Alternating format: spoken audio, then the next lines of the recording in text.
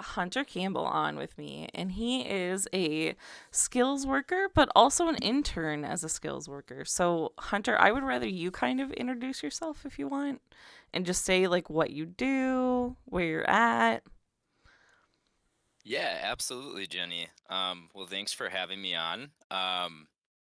Yeah, so currently my position is a skills worker or skills trainer, working in that therapeutic setting.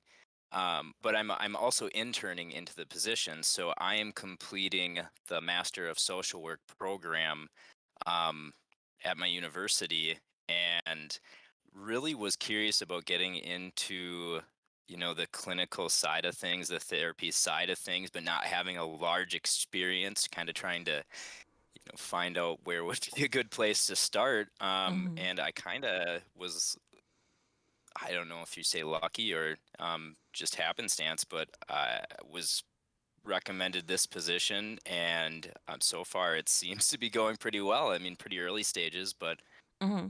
yeah. So, the end goal is to be a mental health professional?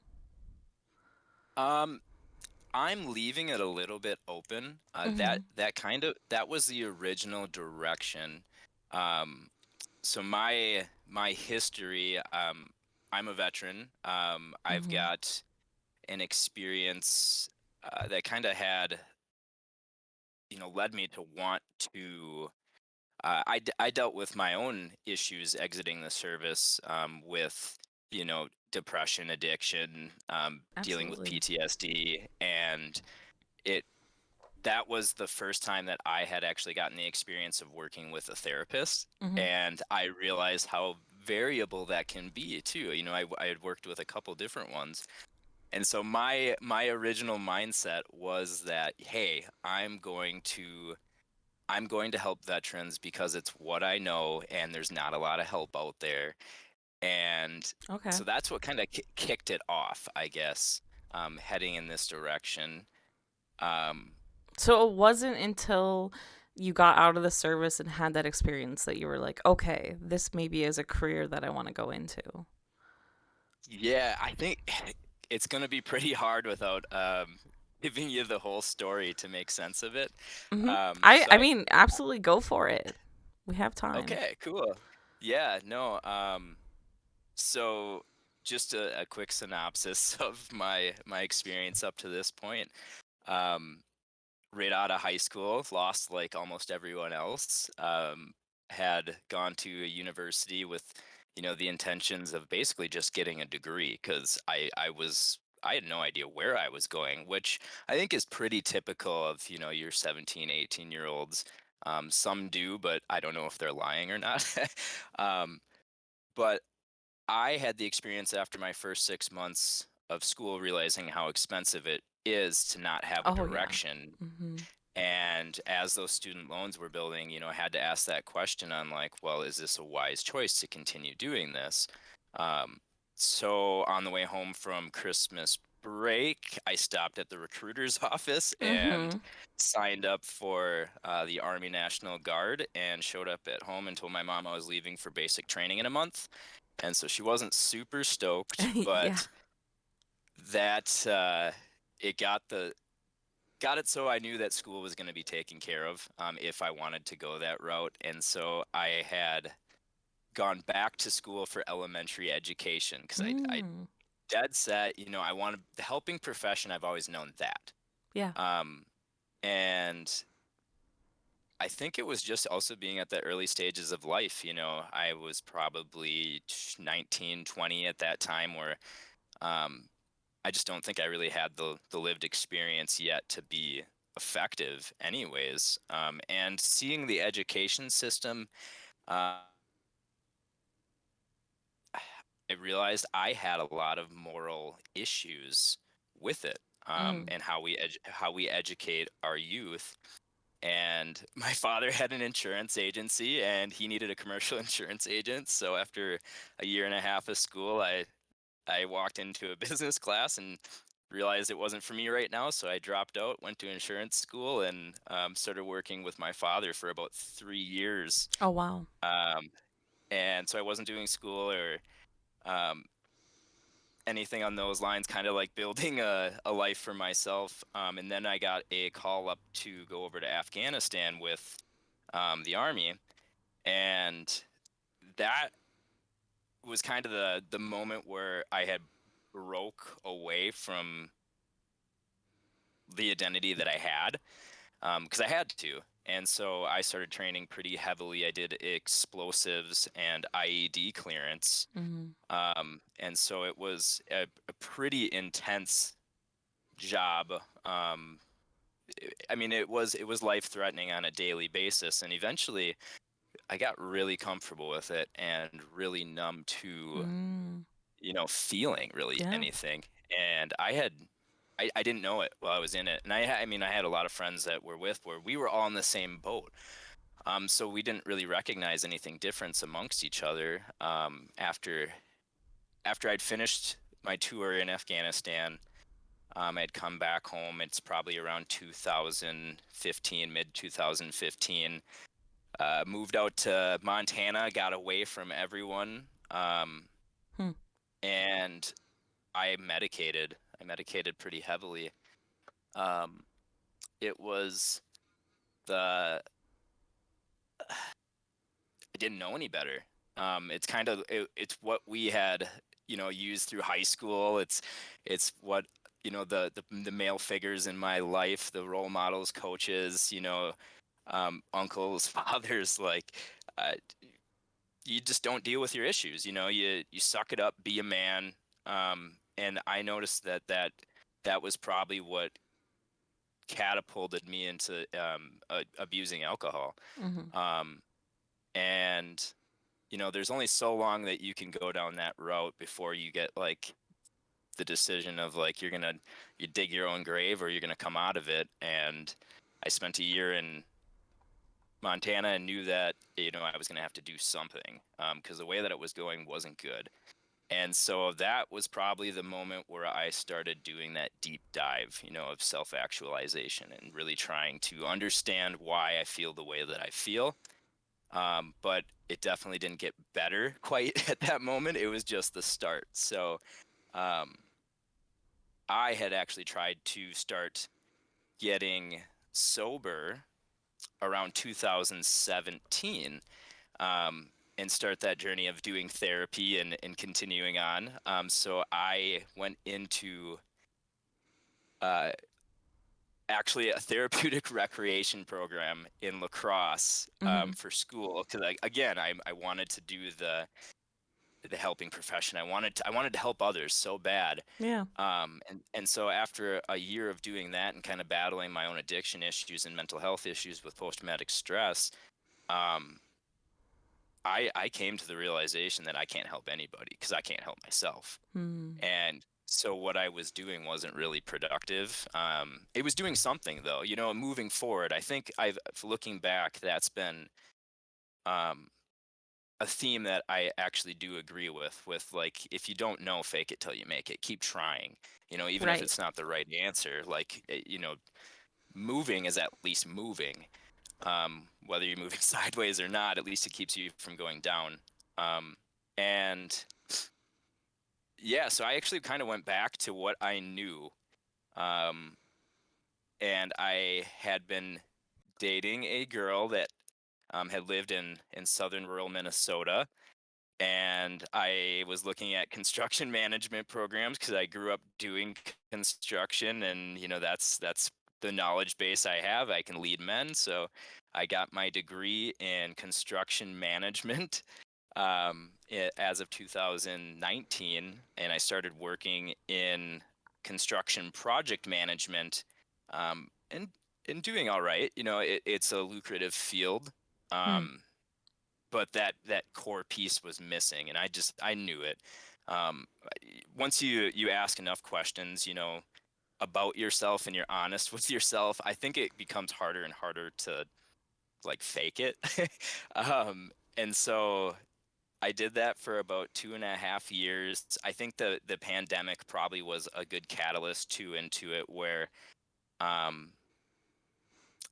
around 2020 I just put my foot down that, or 2021, excuse me. Um, I put my foot down that I was going to follow my instincts and do what I thought was right. And it was super scary because I had a career and I had stability and Absolutely. um, now it's like you're shifting 180 degrees Mhm. going from construction management to social work. And the reason I went for the social work was, it was actually a recommendation from a marriage and family counselor that I know in rural Minnesota, and she had kind of gave me a little bit of insight on like licensing and Yeah. opportunities, and like if you're not fully aware, like if you're dead set you're going to be a counselor, you're going to be a counselor, you want to do clinical, that's one thing, and I definitely understand going the clinical route all Right. the way. um and for me it's I guess I'm leaving things a little bit open. Mhm. um I definitely have a high interest in going down that clinical route, but um, I also have a strong interest pulling me towards working more in that child protection area. Um, and so, anyways, to get to the point, I applied for the master's program at um, Minnesota Mankato, Mhm. and I was accepted to it, and that was kind of I had gone through all of the steps, and now it was like, all right, this is real, I'm going to just do it, and I took Mhm. the leap, and I am so genuinely happy that I did. It has been just a completely different environment. Mhm. It's been a weekly basis now where I'm sitting down with someone, working or through school, where you're having a passionate conversation about what you're interested in, and that other person is responding to you with, their passion, and it's been a really really cool experience, and I think that that feeling of excitement is really what has reaffirmed my knowledge and knowing that this is the at least the right area for me to be in. Yeah, so it feels like you are kind of just meant to be where you're at right now in life. Yeah, it's that weird feeling of um, when you're lost. It's kind of a helpless feeling, not knowing which direction to go. Yeah. Um, and I think that that's a very very common thing, especially for I guess I don't really want to pinpoint any specific genders or races or anything along those lines. I'm kind of just speaking from my Yep. experience, with Totally. other men that I know, that had a very similar, they didn't the direction of going for mental health or feelings, or it's still really taboo, especially Mhm. in like your more masculine inner circles. And definitely not. I i i believe there's time and place for everything, but um really trying to also break that gender stereotype of being tough, what that means, Right. like what what does being a man or being um strong actually mean. And I wear my heart on my sleeve, so I cry pretty regularly. Mhm. I get very emotional about my children and their Mhm. successes, um, but I'm very proud about it too, because I blocked out feelings for so long. It's how do I want them to grow up, and I want them processing. I want them processing emotions as they happen. I don't Absolutely. want them to deal with post traumatic stress. I don't want anybody to, but I guess to go back to what we were talking about with, being lost and having that feeling of like, oh, I was meant to go this direction the whole time. Um, I had a moment actually not too long ago, probably about a month, 2 weeks, where it Mhm. was this little bit of a surreal feeling where there was a little bit of a eureka going, oh. maybe, I don't want to say fate's real necessarily or anything along those lines, but um, I could not have been an effective member of the mental health field when I was 21. I couldn't have. Right. I was not prepared. I wasn't ready. I hadn't gone through trauma myself, Mhm. and I I think that's the one of the things that I'm starting to find with people like yourself and other professionals that I'm getting to learn from. Like, there is just a massive amount of genuine empathy, and where that comes from, I mean, I have my guesses, but um I think it's it's having that understanding of, like, you don't want people to feel bad.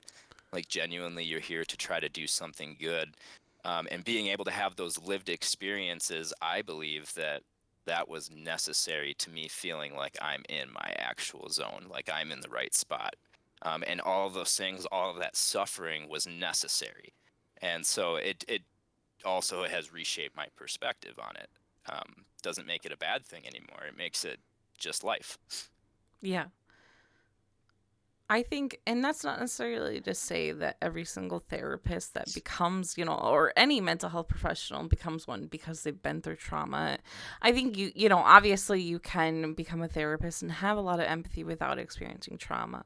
But I will say, like, having been through those experiences and having, like, grown through them, or having your own self growth through therapy or self awareness, it helps. It helps you tremendously with the people that you work with every day. Yeah. I mean, I have a lot to learn yet. Obviously I'm newer to the profession. I have lived experience, and I do my own reading and my own podcasts, and Mm-hmm. I have my psychologists that I devour, but at the same time, um it's hard to compare that, being able to feel what someone's feeling, or at least be able to try to feel what they're feeling. Like, I think that's just an invaluable tool. But you're also right. I do know some people that were born to be therapists. Like, they were empathetic since the time they came out Right. of the womb. And Right. so, yeah, it's not all or nothing. And then I have had my experience with having some that are resentful. It appears like I didn't feel like they were there to help me. Very Mm-hmm. rare, but um, Yeah, they do yeah, I exist think in that in that's this wise. profession. They absolutely do. And Being mindful of, yeah. I think that's a lot of, like, professionals that are burnt out and not ready to admit it or address it or recognize it, maybe. But I kind of want to get back on track. And I knew we were Yeah. going to get derailed a few times in this, and that's okay. There's nothing wrong with that. But the point is that I think every single professional or mental health provider, they have their story on why they took the direction that they did to be here today or to get into the helping profession. So often in your program, I'm sure you've already been asked this, but you're going to be asked, what's your why? Like, why are you here? Why did you become a therapist? Why did you become a mental health provider? Um, and I think instead of just saying, well, I just want to help people, right? Like every professional or every student when I was in my master's program, like, that would be the answer. And it's like, well, yeah, obviously you want to help people, right? Like, we're going into a helping profession. But I think, like, the question more should be like the new Oprah's book, like, what happened to you? What led you to get to here? And so that's why I love hearing your story, because it is definitely, it's been a bumpy road for you. But as me, like, as my personal values and beliefs, I do believe that a lot of things do happen for a reason, and that uh the universe has a funny way of leading us into the direction that we need to go. That's, I mean, I couldn't agree more, honestly. Um, I think that's where I had more of that little bit of, I don't know if an eerie feeling, but a Mhm. connection. a connection to like, whether you're going to say it's God or a higher power or the universe or the energy around us. I don't know. But I do know that like it did make me feel like there's a connection to something greater than myself. Um, and it's it's like, yeah, you're doing something for everyone else, but there's also something that I do have to admit, honestly, like Yeah. it is self-serving in some way. Oh, Like yes, absolutely. it makes me completely satisfied and happy to be doing it. And so there's that. There So is yeah, absolutely a perk to becoming a mental health provider and learning more about yourself and learning, just becoming more self aware. yeah, absolutely. And you definitely learn a lot more about people and what communities are truly like. Yep. That's been eye-opening. Seeing what, especially being in part of a rural community, um, seeing what things kind of get swept under the rug. Hmm. Um, it's very interesting, or the just the realities of what people are dealing with. Yeah, It's it I know it's becoming, more open, um, but I think especially in the rural communities, it's got a ways to go for people opening it up and really addressing the issues that are societal issues, not necessarily individual issues. absolutely. And I wanted to go back to your point too about just like men being in the profession or talking about emotions. I know that you're in the social work program. So I also went to, Minnesota State University in Mankato. Um and I went into my master's is in mental health counseling. So in my program it was a total of 15 people, and three of them were men out of the 15, and that was it. The rest were women, cis women. So what does your program look like right now? Like, how many people are in it? Um, yeah, it's not surprising at all now that I know what I know. um, I am the only male in my program. Okay. We have a little bit of a smaller one. Mm-hmm. Due to post-COVID, our cohort is actually only 8, which is about half the size that the MSW program typically is. Um, Wow, that's really s- small. yeah, but it's also made for really, really good conversation and one-on-one interaction with Yep. professors. And so I've heard my macro theory professor talking social work perspective.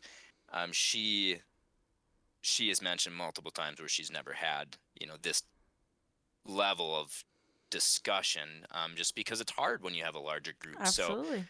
uh, but being the only male, I had thought it was maybe going to be a little bit uncomfortable at times. Um, and that's farther from the truth than I could actually say. Like I think being part of this profession, like we had spoke about before, like you don't make other people uncomfortable. Like I think we're all on the same page about like how we'd like to be respected with our genders and how we'd be like to be respected with the way that we identify and things that are important to us. And it's for me, it's been a really good experience with having men and women together where we really don't like, we talk about sex because it's a real thing. I Mm-hmm. have different experiences than the women that are in my program, or transgenders that are in the program. Like does, we do genuinely have different life experiences and different things happen to us because of it. Um, but we'll say, like last evening, I had um, my human behaviors class, and we were able to have a conversation One of the females in my program is African American, and Mm-hmm. she we actually get into discussion on a regular basis where she'll kind of give us, like, she'll tell us something that happened at the bar, where, like, she'll have someone walk up and just say something, completely out of line, and we are able to have that discussion on, like, I'm like, hey, does that happen regularly in Mankato? And she can say, yes, on a regular basis. I have men walk up and do this, and this. And I can go, man, I walk into a place and I never have anybody come up to me and genuinely have that open environment. So although it is different, because I physically look different than everyone else in the Mm-hmm. room, like, it doesn't affect our conversations at all, which has been really great. Yeah. So, are you in your first year of your social work program? Or are you in your? Correct. Okay. Yes. So, um, there's your uh, the first year is called the traditional. It's a traditional student. So I can't remember the exact name they put on it, but it's more of getting drilled on all the basics and doing a little bit of the exploratory. And then you have your specialization the second year. Had Oh, I okay. came Okay. from a bachelor's in social work, Yep. um, then it would have been just a 1 year program doing a specialization year. Gotcha. So it's, yeah, yep, No, that's good to know because I know nothing about the social work program. So I this is really good information that I don't know yeah, much about. And a lot of people don't know how that compares to a mental health counseling degree. So any information, is awesome about this. yeah. It's so that was the exciting thing for me, realizing that you could become a social worker and get a clinical license if Mhm. that's the route that you want to go down. But a lot of it happens post degree. So if you want to go the clinical route, Yep. um, you it's you have to have your certain amount of clinical hours through your program, to submit Mhm. for licensing. But it's mainly getting, a clinical trainee position, and then getting your 4,000 Yep. hours of clinical work. And so you could go a completely different route, like, just because, so getting a master's in social work does not mean that you can just do therapy. You still have to do it underneath the supervision of someone. You have to be licensed, with what is called there's a licensed graduate social work license, Mhm. which kind of just gives you the ability to, you know, be a master's level social worker, work for state entities, work for schools. Um, but that clinical route, it's basically like you've got to go deep dive into it all over again. So, um, So in your second year, so next year, are you going to have to decide this, like if you want to go the clinical route? so Like, does it change your yes, classes? Is what I'm asking. That's what I want to know. um, yes and no. So if I want to, you can graduate. I I know you need a certain amount of clinical clock hours Yep. through your program, Yep. but I'm not 100% positive. I think our program, it's built into it, Yeah. but I can't quote that because I do know, like, for myself, I had agreed to focus on children's and child welfare Mhm. specifically. Mhm. And so I have, like, every semester I have so many continuing education hours that I have to do for child welfare specifically outside of the school. Um, and then it's also, I have additional coursework, like, next year, on top of the rest of the coursework, I'll have to take, like, advanced child welfare Gotcha. studies. But as far as the clinical route, there are some clinical specific classes that are available that aren't part of the program. So I'm curious too. I'm gonna have to look into it and get Okay, back to you. But sure. yeah, Yeah. So, for right now, though, you're working as a mental health practitioner, correct? correct. Yes. And so, I want to go into this more. Like, what kind of does that mean, and like, where are you at working as one? I personally know you, so I know that you have just started. So, why don't you kind of let everybody know, like, where you're at with that as well? And, like, what is a skills worker in your own words? Yeah, absolutely. Um, so I'm interning technically, but I'm filling the position as a mental health practitioner, otherwise, known as a skills worker or, community skills worker as they've historically been called. Yeah. Um, and a quick down and dirty of it, a therapist is doing more of the unseen work, working through the struggles that somebody might have, that's internal mental processes that need to get worked through, um, really working on the mind, and emotions, whereas a skills worker is more of giving and assisting with someone's functioning in life and society. Mm-hmm. And so, um, I'm there's two different populations that a skills worker will work with. And there's what's called CTSS, or Children's Therapeutic Supports and Services, where you're working with, typically, youth that are under 18. I think that can go up to 21, depending on if you've been in the, you've been in a program for a while. And then there's also what's called an arms worker, which is just the opposite population, or adult population, sorry, I Mm-hmm. should say, which is just an adult rehabilitation mental health services.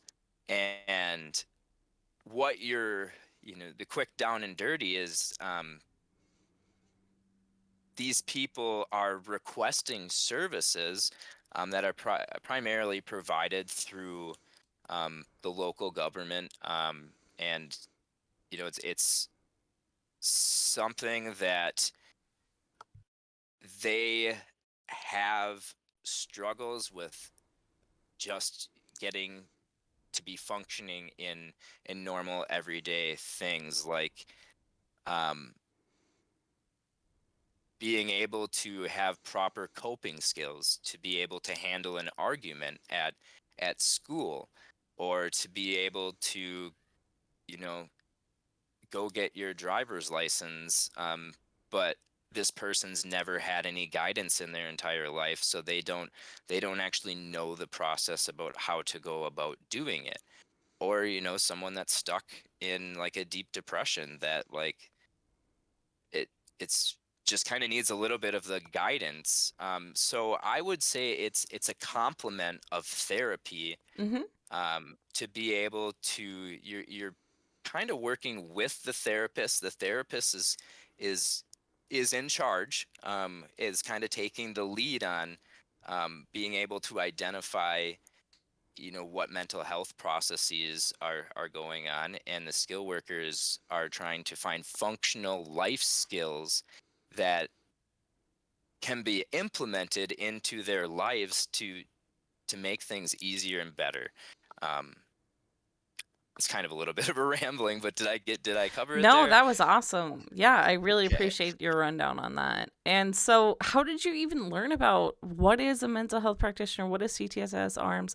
How did you first learn about that? I did a little bit of digging. Okay. I looked around at. I had thought I honestly was gonna try to get in with the VA, Mm-hmm. and um, I had done a little bit more of exploration into it. I had been, substituting for the last year, 2 years, on and off at the local alternative school in our Yeah. town, Yeah. and it kind of gave me a little bit of, an insight to the population that I hadn't really previously worked with or seen. Mhm. Um, and I had a conversation with my program director, and she really had kind of pushed me towards, working in the children's direction, Yeah. um, especially being, a male. I genuinely believe that there are not enough male role models for young women and children, or young boys and girls, and all others. I don't think that it's something that our society really puts a lot of value on. Mhm. And so, yeah, it's again, there is some self-satisfying aspect of what I'm doing, but Absolutely.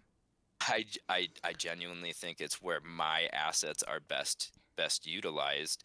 And so, anyways, yeah, I had gotten I had kind of heard about it a little bit, and I had kind of found that this is, if you want to go the clinical route, right? And you want to become a therapist, um, from what I was able to acquire, this is one of the best spots to start, Yeah. to get to really learn what's going on, in the whole system, because not only are you getting to work one on one with therapists, um, or with the clients, and then also, collaborate with your team of therapists and what their vision is for these clients, but you're going into these clients' homes. You're seeing these clients' families interact, um, and it's been, I mean, I'm very early in it too. My first true clients that I won't be shadowing actually start this week, and so, um, it's it's but there's also nerves surrounding it, because Yeah. you're Yeah. dealing with people's lives. So for me, it's, it's more or less, kind of one of those entry level positions for the most part, with, a bachelor's in, the psychology field as an entry point towards, doing that clinical route. But Yeah. I think there's a reason for it. It really gives you a good grounding, um, to move into that therapist position eventually, if that's what, your goals and desires are. So I said this to Greta when her and I had talked last week, and I told her that I didn't even know what skills was. I didn't know what arms was. I didn't know what CTSS was until I got into my master's program for mental health counseling. Previously, my bachelor's degree is in K through 12 art education. So I didn't even That is go awesome. I didn't even go the psychology route. And I remember, saying this to you in person, but just for everybody here, you can't get a license in a psychology major. So if you get a master's in psychology, there's no license with that. So you can't be a licensed therapist or go that route unless you go into a therapy program. So with a master's in psychology, you're basically forced to get a doctorate of psychology and eventually become probably a licensed psychologist or what have you. And so I'm noticing this theme that like people don't really know what skills is or what having a mental health practitioner in their life, like what are the benefits, how they can help you with your mental health, how can they help you in general. Like I have just noticed even in our community, our small community, people don't even know that this service is available. So I just, I find it interesting that like me and you and like I just so many people don't know about this service. Isn't that mind blowing for Mhm. something that it's a really, really large part of communities? And yeah, I did not, like you said, it's a little odd that it's not until my master's program in my 30s that like I'm first Exactly. even knowing this is an option for Yeah. someone in our community. Like I wouldn't makes me a little it's almost slightly concerning as a parent even to like Right. Right. I mean I have a 5-year-old and like I wouldn't have known that there was, had I had needed the assistance that some of these families are so in need of, like how do you know? How do you know it's even a thing that Absolutely. exists? And then think about even like we have children who come from abusive parents or emotionally distant parents. So they probably more than likely aren't getting the help that they need. And on top of it, the service is available and then they aren't getting it. Does that make sense? Like the parents probably aren't reaching out to find supports for their child because they think it's too expensive or whatever, when in reality they can probably get financial support to have this service from the county. Yeah. I I think that's completely right. And I also wonder how much I've gained a large understanding that um, generally mental health issues, like you're gonna find a large comorbidity with comorbidity. Hmm. If you join the field, you got to learn that word. Oh yeah. Comorbidity with drug and alcohol, substance abuse, and Absolutely. I I think that our repercussions that can come down from the legal system really stop people from reaching out just in the fear of like I'm going to get in trouble and my kids are going to get taken away from me if I'm struggling and I reach out and they find out about this stuff. Hmm. Um, which I'm sure it's not the case for everyone, but I do know some people personally that that's that would be a large barrier. Um, Yeah. but even having the knowledge that it exists, like I think a lot of people think that you're the only thing that the county really provides or that um, anyone can provide is child protection services and they're going to take your child and put them in Hmm. foster care. And that's just not the case. And I think there's enough good people out there like yourself and others that are trying to make it more accessible for Yeah. communities to Yep. rely on each other and for us to help all of each other. Um, because we're humans, right? I mean, we can't we developed and evolved because we can work in groups, and I think it's our responsibility to take care of each other because if if some of us start falling, eventually we're all gonna fall if we don't start picking people up.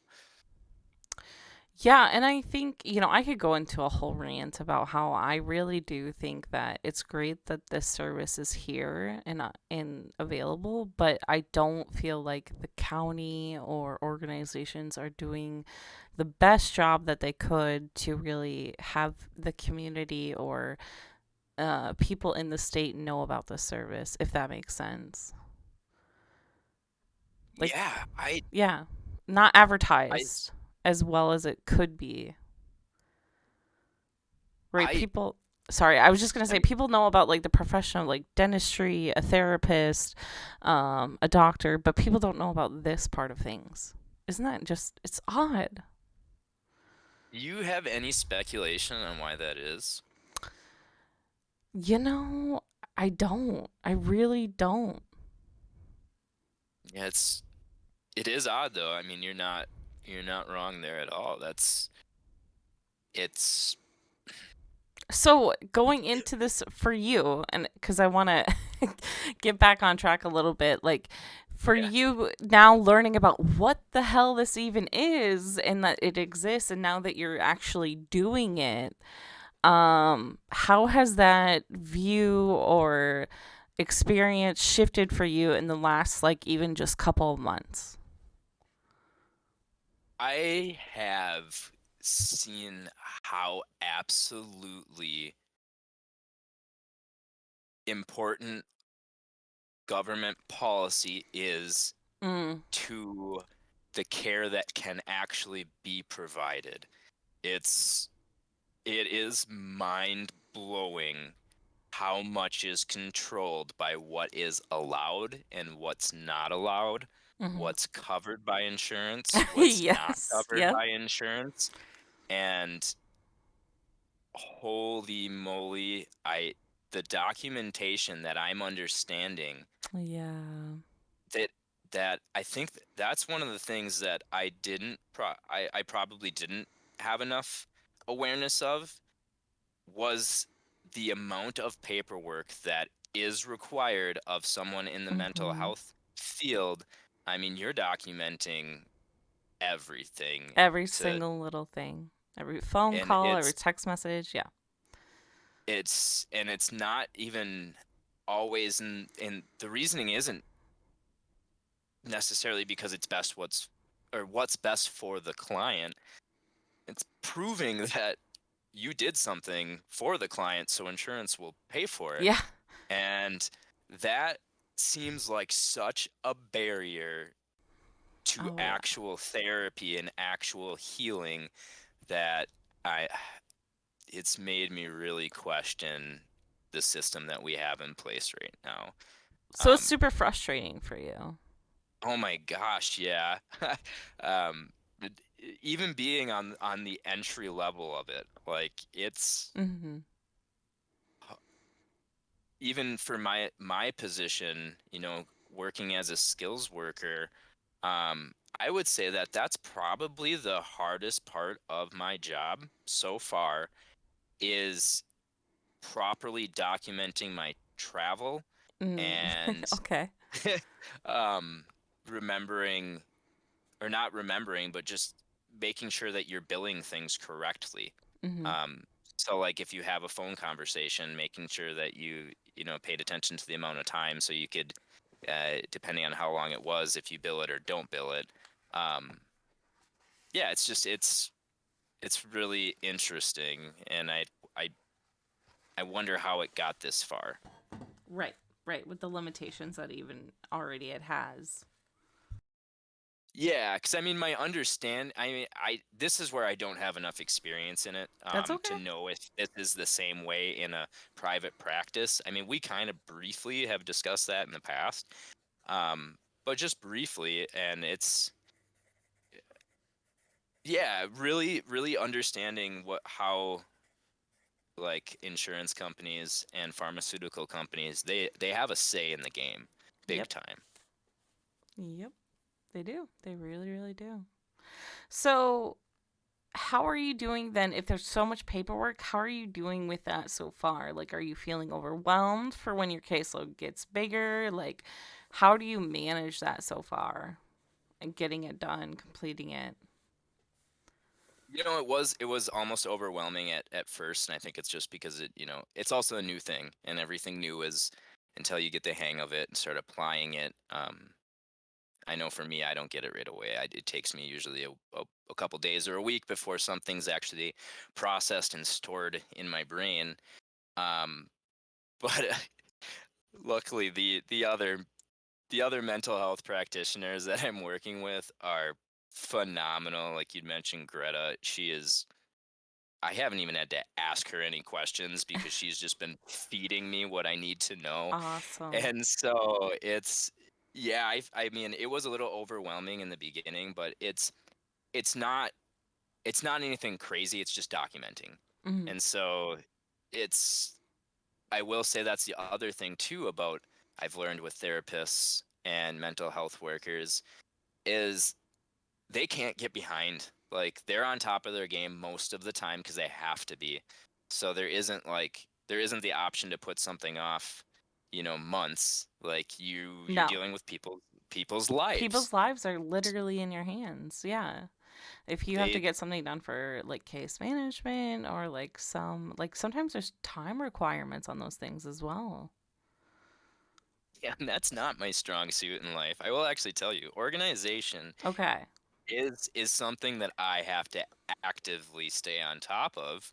But it doesn't mean that it's not doable by any means. And so that's where Um, I have noticed being on top of something right away as you're doing it. As far as like the skills worker, I don't have the experience from the therapist side yet, but being on the skills worker side, I can see how imperative it is to just get to things right away. Mm-hmm. So you don't lose any of it. So it's fresh in your memory, or you've got it jotted down and you don't have that gone. But um, try to take care of it as soon as you can. Otherwise, things pile up. But I think that's also the fairest thing to do for the client. And so I'm trying to stay on top of that. That's one of my goals Mm-hmm. here. Okay. Starting Yeah. is to not let paperwork be something that is a barrier to the clients because I was. I'm sorry, you cut out. What did you say? Because you were. Oh no, I I don't want paperwork not getting done to be a barrier to a client getting services because I Yeah. was lazy. Yeah. And that's a lot of expectations, I will say, to put on yourself because there's like boundaries even within that. Like sometimes you do have to attend to what's most important, and that will put other things on hold. And it's a tricky balance. Would you say that this is probably the biggest hill that you have to overcome right now with where you're at in this job? Or would you say there's something even like harder that you think you need to address or work on? No, I don't think that. So the job itself, Mm-hmm. um, I have no worries or no stress about it. Okay. It's I'm it's glad to hear that. yeah, it's not that I think I'm perfect at it by any means, and I do have a lot that I need to learn, but um, I believe in being. If you're a genuine human, people know you're being genuine with them. Mm-hmm. And so if you can display that, I understand that even though I might not have every tool in the entire shop in my back pocket, as far Yeah. as, being a skills trainer and having all of these skills, I know genuinely I'm here because I want to help them. And so Mm-hmm. I'm just remembering that. And so, yeah, I would say probably the paperwork is the biggest barrier, um, or the most difficult thing, I guess. Mm-hmm. Um, but it also is already becoming a little bit easier where you're doing it on a regular basis and making. I think it's not having the understanding that that is definitely part of your job. Like your job is to do paperwork and to meet clients, not. And so if you know that, I think I my expectations probably were just under where they needed to be with it, and now they're a little bit more aligned to where I'm realizing that once you do it a couple times, like it's not. You get in the swing of it too. Like you know the wording to put in, Oh which yeah. things are important and which things are key, and I think that just comes from doing it. I So have um I have a whole Word document that's labeled input for paperwork.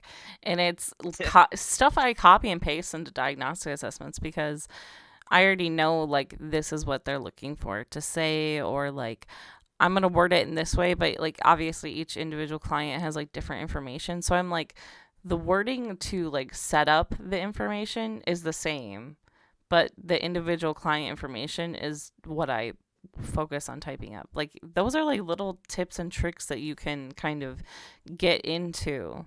And there's nothing wrong with that. It makes your job easier and insurance will still pay for it. that is really that's cool to hear because that's exactly what I was getting trained yesterday with. Yeah. um I finished one of my treatment plans, and the person that was working with myself, they're like, "Nope, don't close it yet though. Leave that treatment plan open." Yep. Yep. And so now we're going to work on this one. Okay, the wording that you had to use for this section, take it, copy it over, but make sure you go through and reread it again so there's no like the names are changed. But holy moly, like the first one took forever, and then once you knew how to do it, Yep. Oh man, yeah, you're right, but Oh yeah, absolutely. yeah, So what? it's Oh, I'm so sorry. Did you have something to add? nothing important, honestly. I was just talking. I wanted to know, is there anything you wish you would have known when you were first starting, like very first starting out, like maybe a few months ago that you know now? And I know Greta has been feeding you information, but I just think that's something we're gonna reflect on back to when I have you back here, in a few months, like this summer or spring. Yeah. Um,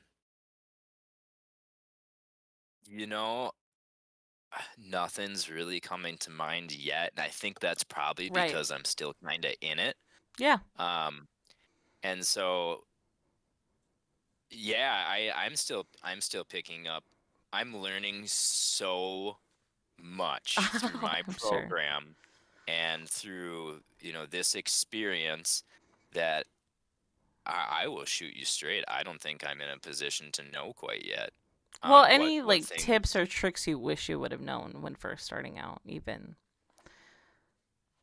Um, like if somebody were to go into this profession, right? Somebody was listening and they're like, man, I'm going to be a skills worker. What do you think they should know before going into this? Or well, you wish you would have known? it's that one thing that I found out that's really, really cool about it, um, is that it's an extremely flexible job. Yeah. It does allow you to, kind of create your own schedules and be able to. I don't know how to. Have the feeling of being in control of what you're doing.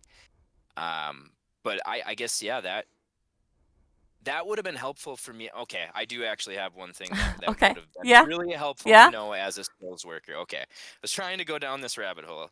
Um, I did not know that being a skills worker means that you are literally going out into the community, into everyone's home. Yes. And Physically. Yep. yes, I also didn't know that you are going to work within their schedule. And yep. so even though it is super flexible, like you need to be super flexible.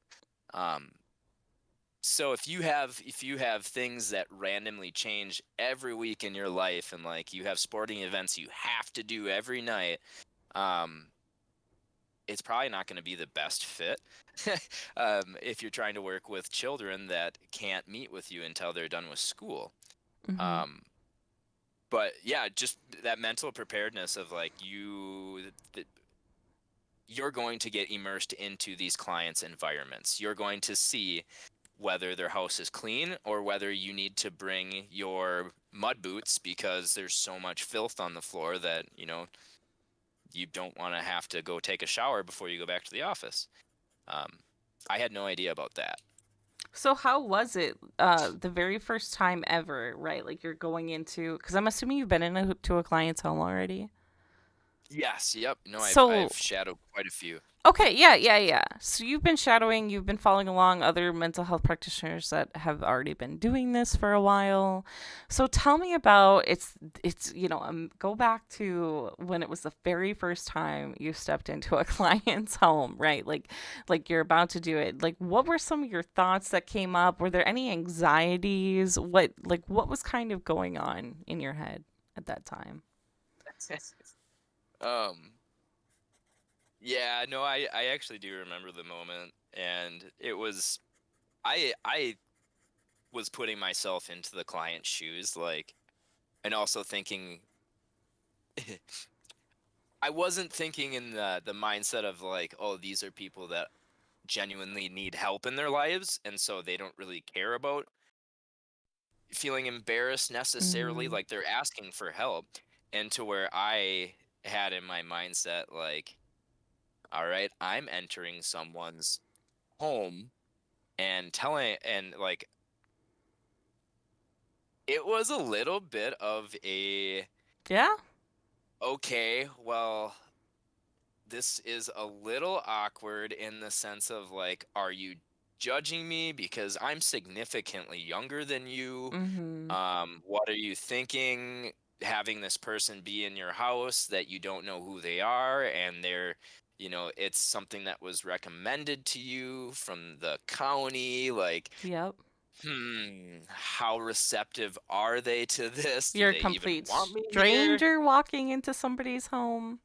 Exactly. Do I take my shoes off? Do I leave my shoes on?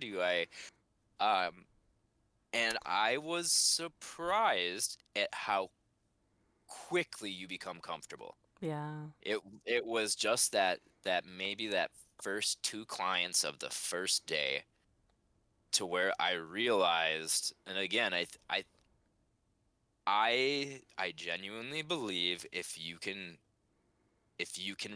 be genuine and be in control of your emotions and not let off, that the f- your own insecurities, not show them. I think that, that people pick up on it. Mm-hmm. And so I felt the most important things that I did the first time was just ask questions to that person, just talk. And so I started trying to build the rapport, and it was funny how quickly like they were receptive to it. And then the last client of the day was a perfect, um, full cycle where they didn't want either of us there.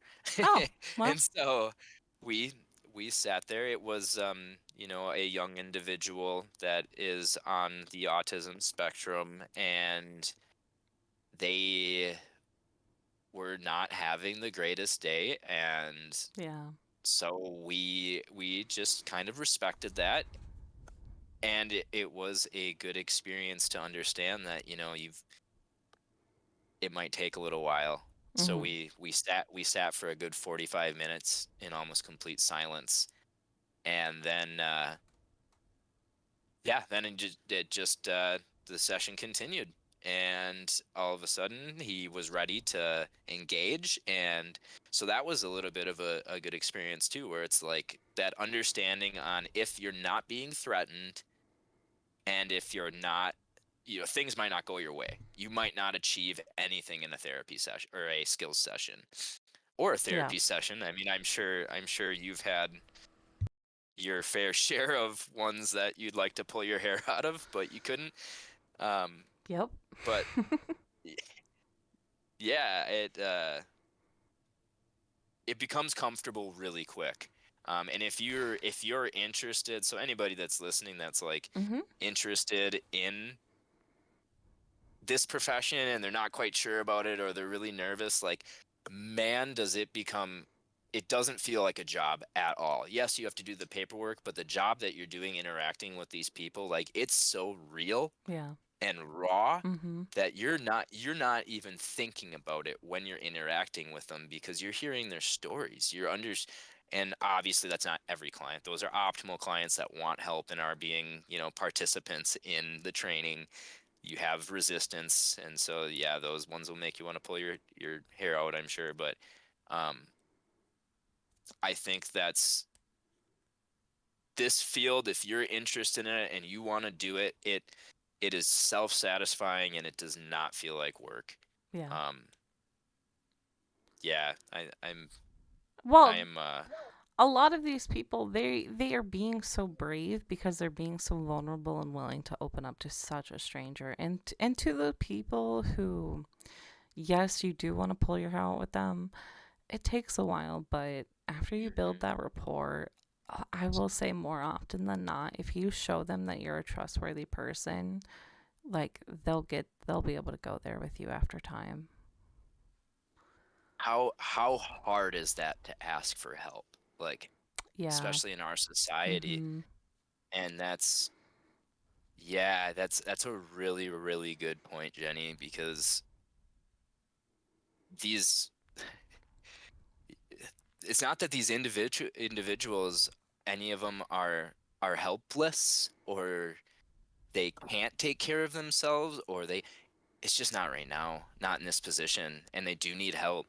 And to be able to ask for it is I mean, I think it shows significant strength because you're being aware of yourself and understanding you can't help yourself right now. Mhm.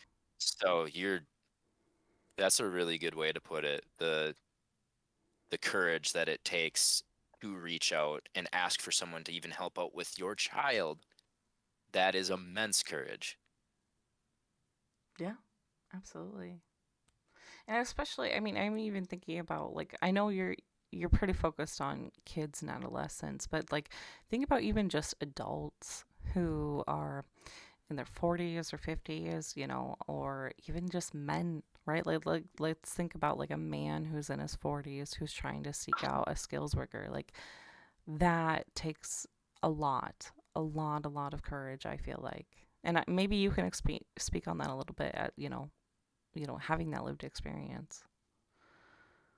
Yeah, I mean I it's not something that I think is hidden where men are kind of expected to keep it together and to not cry and that we judge each other if you do. And it's still completely true. I mean, even though we're bringing it up and we're putting it out there, like I've found there's a difference between what's being said on social media and what's being said on, you know, other public platforms or being put out that, hey, men have feelings, we should all have feelings.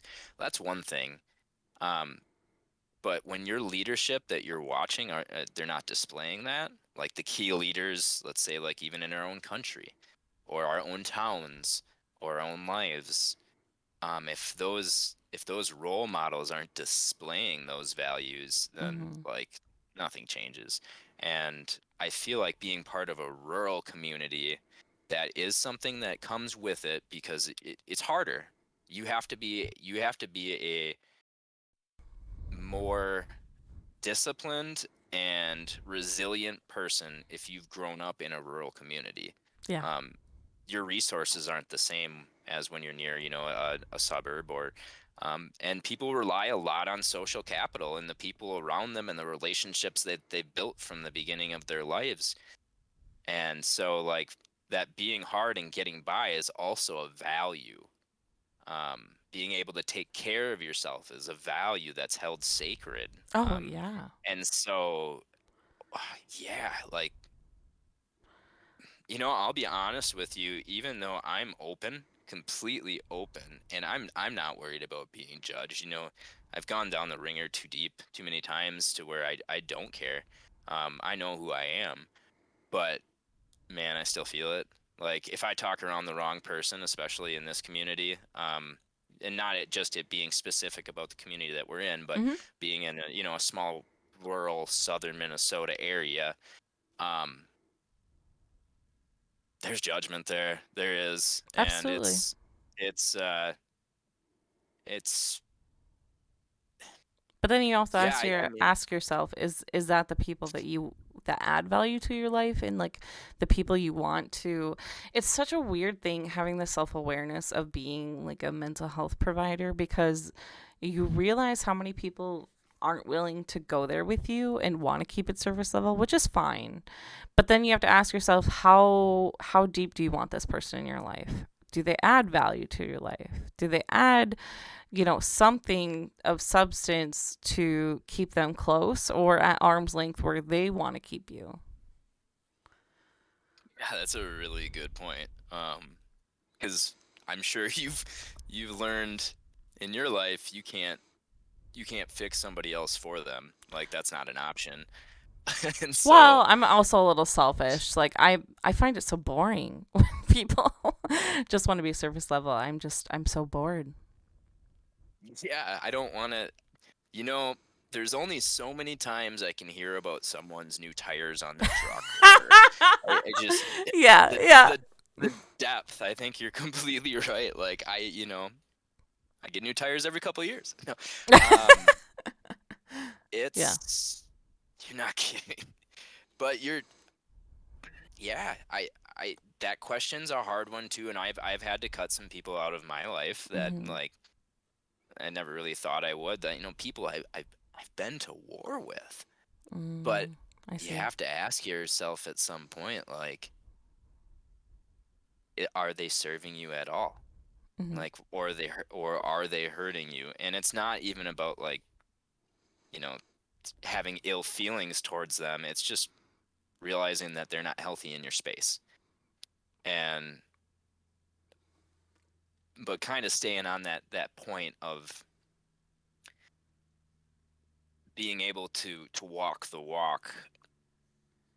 I i believe that things are only going to get better if they come from the bottom up. And so this top down technique that we've been trying for so many years, and even the medical model technique, that from even just the biological side and prescription, mindset, like if all of that was going to work, shouldn't it have started working by now? Instead of kind of going in the other direction, or do we have a societal issue where we literally need to like change the way we interact with others? Mhm. And so I think it's more that. And so even being part of this community, I think that I'm just going to get known, um, as someone who wears their heart on their sleeve. Oop. There's nothing wrong with that. I'm And definitely so, somebody like that too. well, hopefully some of these children, my goal is that I have three little boys, Mhm. and they're getting raised on a farm, and there's pretty good discipline here, but I want them to cry. I want them to process emotion. I want them to tell their friends it's okay to process emotion. And I also want them to have a healthy relationship with violence, Mhm. in the sense of I want them to understand what it is and what's the purpose of it and how it can hurt people. And like it's just an understanding of how humans interact and what the actions we do, how do they affect other people? And yeah, I think we'll get there eventually, because the ladder is not a real great outlook. So hopefully with our, the things that we're starting to find out as far as like mental health and how it really works and the importance of processing, like, maybe we will start to have a different Right. community environment.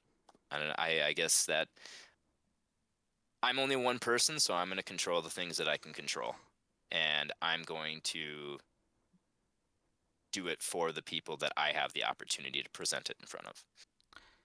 So I want to go back to when you were saying like it's really easy to build that connection with your clients. Do you feel like it's because we live in Minnesota, because we live in such a rural area, or do you think like there's something else to it? I actually I found there to be a barrier, um, being part of rural southern Minnesota, um, in that respect of I'm not from here. Mhm. I grew up in, uh, northwestern Wisconsin, and Okay. Okay. I was part of small rural communities too. So I come from a small dairy farm community, Okay. and so nothing that this community, all of the things that are going on like economically and like lifestyle wise, it's the exact same thing I grew up with. So I mean, rough and tough, you got to work to survive, but there is a little bit of, that in crowd, and not for like even being popular, but it seems like just part of, being in this area. A large thing that has to do with the success of people is your relationships. Mhm. And so like people that have grown up here, they know everyone. They know what goes on in the town. Absolutely. Like I being an outsider, like Everybody knows everybody. Everybody knows oh everybody's business. Oh yeah. Mhm. yeah. So Like there's a even though lot of I did I'm so sorry, you go. oh no, I was saying, like, even though like when I first moved here, even though I didn't know Mhm. anyone on my block down Yeah. the street, Yeah. I come to find that these people know my whole story. Right, right. That's so But funny. yeah, it doesn't mean that being aware of that, I think, is important. Just understanding how communities are different from each other. But I've also noticed that people from this area are very, very genuinely good people. Like if you can get one-on-one, and I think that's the big part is like when I get to sit down with them, it's one-on-one.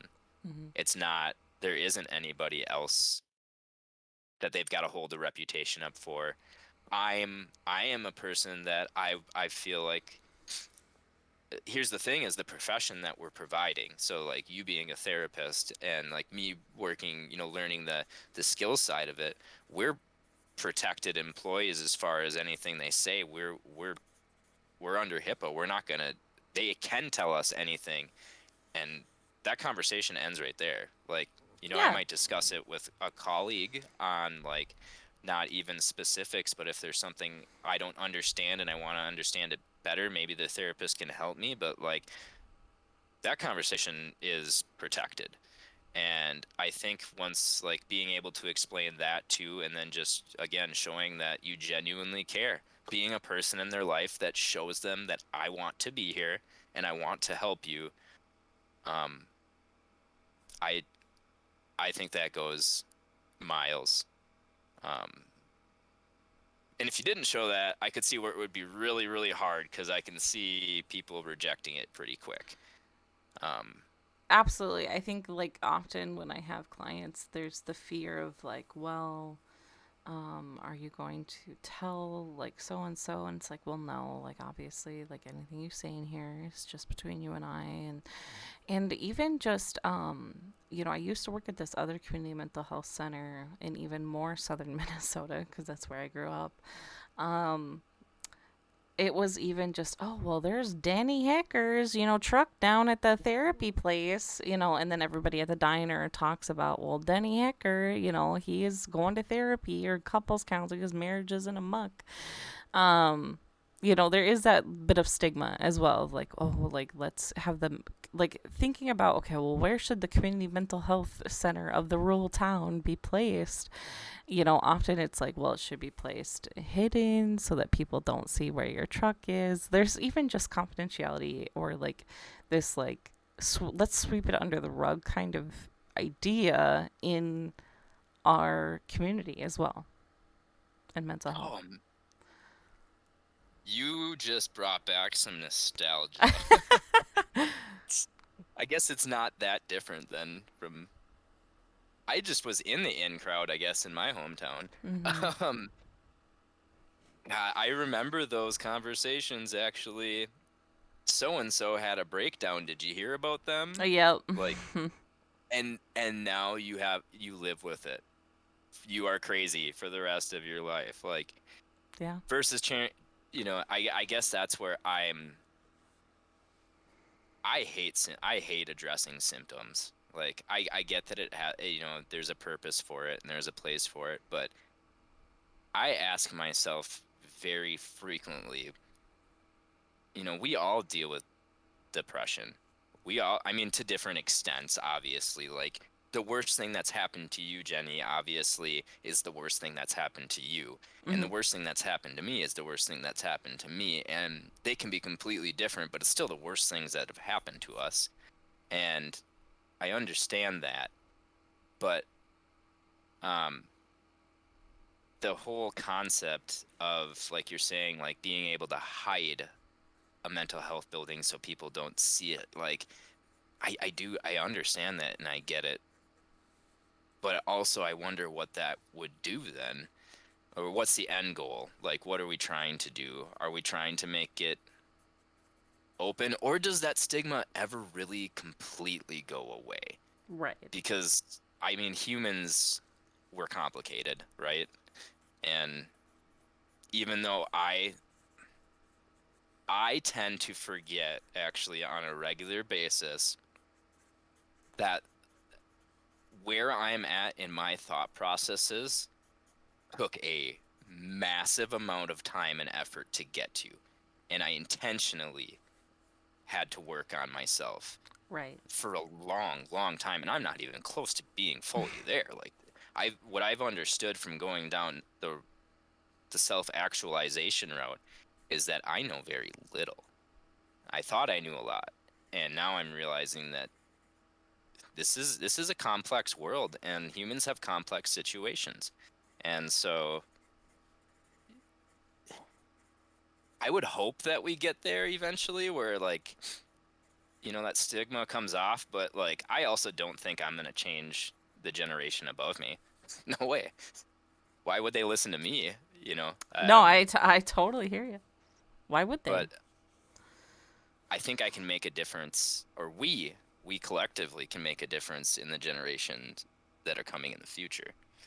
Um, so yeah, it's it's interesting. But I have started to even notice a few of the older individuals in my life feeling more comfortable about opening up about things that have happened. And Mm-hmm. man, you find out people in rural communities, their traumas have like, It's heavy.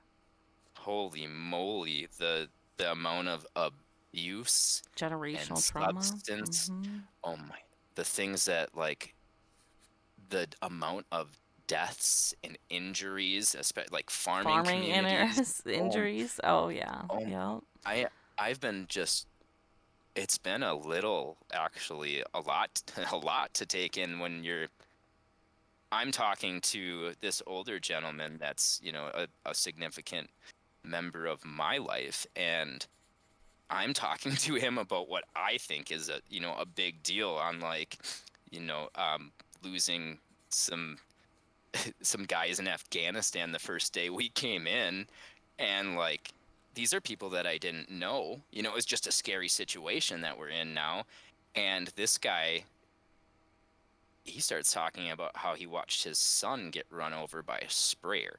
Mm-hmm. And I'm like, Yeah. "Oh my God." Like I have three little boys, and I'm getting a little teary-eyed right now like even Mm-hmm. talking to you about it, because it's like I I don't know how you move forward after that. And so that's also a thing, even though, maybe I've not highlighted the most positive attributes of a rural community, like the people of rural communities are extremely resilient. Mm-hmm.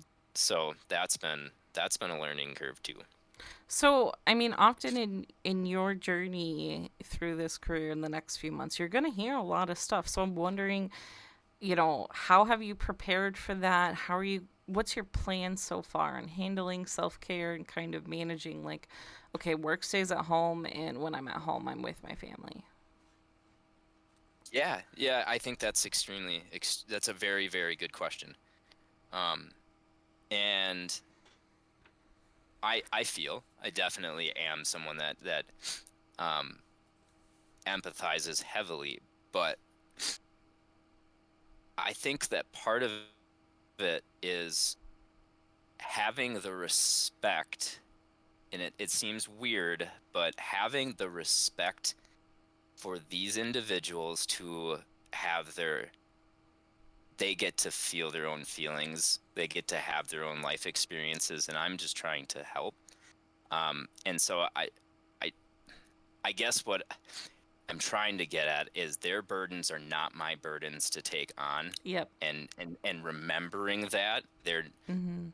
it's not even that it's not for me to take. It's not mine. It's their lived experience. It's their life. It's their trauma, and I'm just trying to respect that.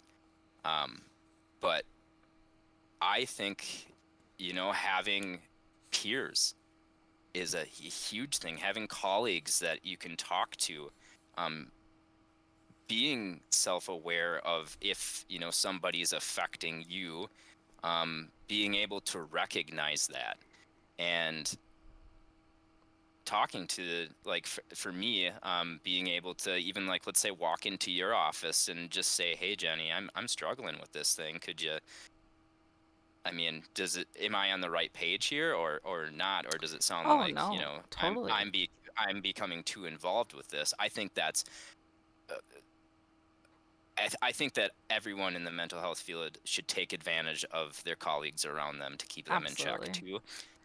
And Absolutely. I also believe firmly, I use my outlet, I use physical fitness. Mhm. And so a large part of keeping an emotional balance for myself is that, I kind of make it part of my routine. I think I'd mentioned to you earlier, I get up at 4:30 every morning, Yeah, not you did tell necessarily. me that.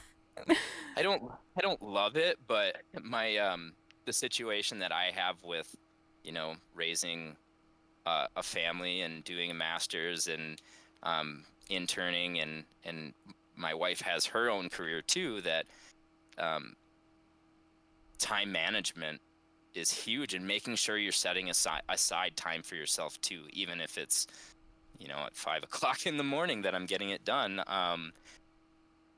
I if you don't, I've noticed that it makes it very difficult. So Yeah. yeah, I think talking through, and making sure setting aside time for your own self-care, whatever that be, whether it's, like I work out, or maybe someone says, reading, or um but that self realization of what's happening with you Hmm.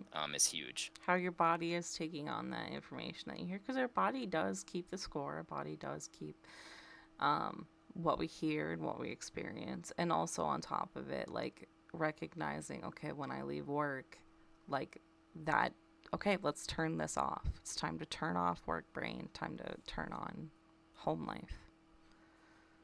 And Yeah. there's a lot of visualization techniques with that. I had one supervisor who was like, I just imagine leaving them on the trees at work, and as I drive farther away from work, they're getting farther away. That's I was visualizing it as you were saying it, and it was kind of funny in my head. um that's yeah, that's I mean entering the field too, like, I have my ideals of how I'm going to handle it, but at the same time, I think that having resources like yourself, or, the other um individuals that I'm working with, like, I've got a lot to learn from you guys too. So I'm staying pretty open with it. I know Mm-hmm. what kind of works for me right now, but you, there's been people that have been doing this for a long time, and they're excellent resources. So um, taking advantage of the people that you have available to you. Yeah, no, and I think that this field can absolutely be extremely lonely, and so yeah, I definitely agree with that. Mm. Um, I'm wondering about how so far, because you said you've been shadowing, so you're gonna be walking in the client's home soon, all by yourself, no hand holding. So, what are some things that you're thinking about so far, that you're gearing up for, preparing, like in your mind? Like, I call it coping ahead. It's a DBT skill.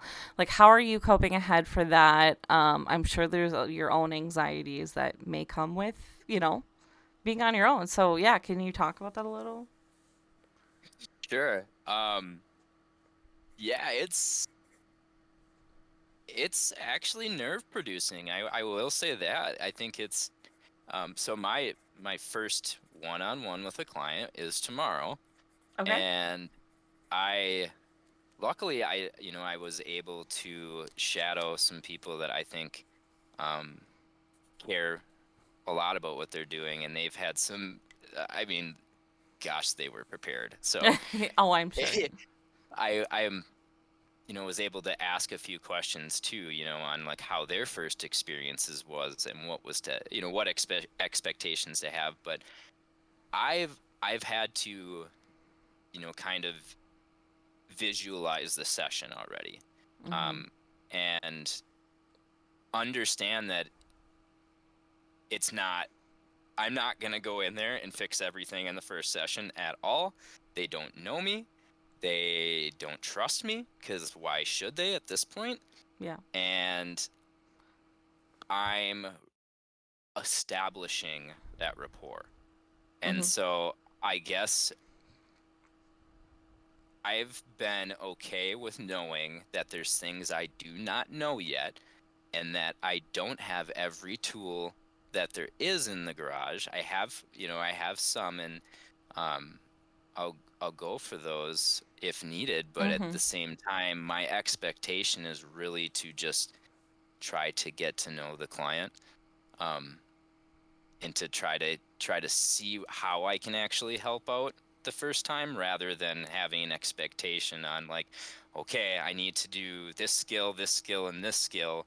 Um, I guess that was some of the advice that was given to me too was, Yeah. you know, your first session isn't necessarily about, you know, fixing the world. The first session's about building that relationship so you can help them. Mm-hmm. Um, so yeah, I'm slightly nervous. Don't get me wrong there at all, but I think that to me it's again, it's human lives. And so what you're doing, like, it's not like the first day at the gas station where like whatever, I forgot to mop the floor, it's fine. Um, but like if you go in and you insult someone, like, that's they remember that for the rest of their lives, or for the rest of the Absolutely. week, however. And so you might actually change if they want to have another skills worker in the future, and or their view of what the county is doing for them. Um, but yeah, I think keeping that in mind. Again, I've gone back to it a few times, but it's what I rely on is my knowledge that I know my intentions are genuine. And so I'm holding on very hard to that faith. Have you thought already about like what kind of boundaries you kind of want to set with a client in the initial meeting? For example, like Greta was like, I have specific work clothes that I use. Like she cleans her shoes when she comes home. Like, is there anything you've already been thinking about with in regards to that? I have specifically been thinking about like personal space boundaries, Okay. um, especially working with children. Mm-hmm. Um, and that's one of the things that, although I don't want to have it be a reality, it is a reality. Like, It there are is. people out there that they have abused children in power positions, and there are children out there that have, it's not crazy to say that they've fabricated something that did not happen. Um, and so being able to, like, I've had to ask those questions on, like, okay, well, if a client wants to give you a hug, how do you want to respond with that? If a client wants to sit on your lap because they're, however young or what, and for me, I've already kind of established, I know that that physical boundary needs to remain, like, there needs to be a distance, and like remembering that I am here as a professional. Mm-hmm. And so if those boundaries do get crossed, now I can no longer do the trust that I'm trying to develop as, you know, I am in this position. I take what I do seriously. I don't want that to get blurred at all. Um, and so yeah, the physical boundary one is one of the big ones I've thought about. And just like, being open with, you know, I I haven't actually thought about how I would say that, even like if someone does try to give you a hug. Um, do you have any good advice on that? Because that's something that I have actually had on my mind.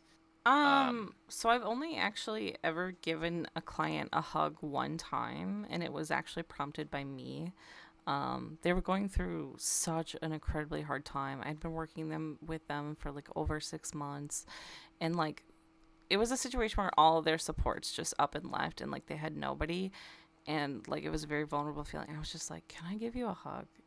And they were just crying, and they're like, "Yes." And I documented everything obviously, but it just felt like that's what that moment needed. More surprisingly than not, it. I've been doing this for 3 years, and I've never had a client ask me for a hug. So Really? Okay. I think it's really dependent on the situation. Like, do you think that this is appropriate? Like, do you like you have to ask yourself like, does the situation warrant it? And you kind of have to ask yourself that like really quickly. And then if they say, "Can I have a hug?" and you think it's appropriate, I think that's fine. I have nothing wrong with it as long as you document it and that they know that it's still a professional relationship, and it's not something that's going to be kept regularly. It's just like that moment warrants it. I think there's something to be said about that. But yeah, I would say more often than not, I really don't get.